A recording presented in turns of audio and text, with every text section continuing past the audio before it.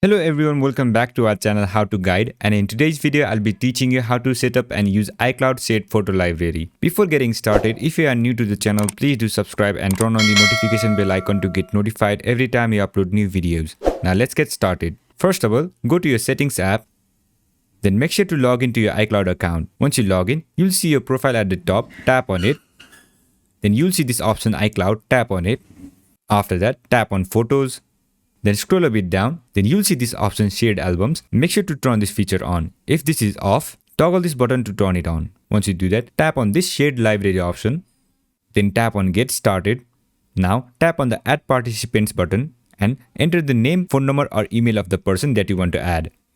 Once you add those person, tap on this next button. Then it will give you the option to choose if you want to share all your photos and videos, or choose by people or date, or choose manually. Select the option that you prefer, then tap on this next button.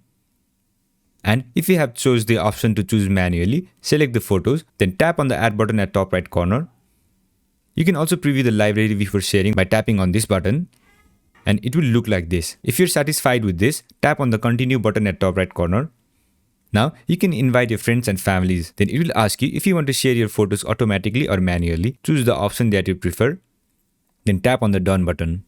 Once you do that, you will set up your iCloud shared photo library. Now to use that, you can go to your albums. Then you will see iCloud shared photo library. Then all the photos that have been shared to your iCloud photo library will be available there. So this is how you do it. I hope this video was helpful, and if it was, don't forget to leave a like, comment and subscribe, and turn on the notification bell icon to get notified every time we upload new videos. And I'll catch you on the next one.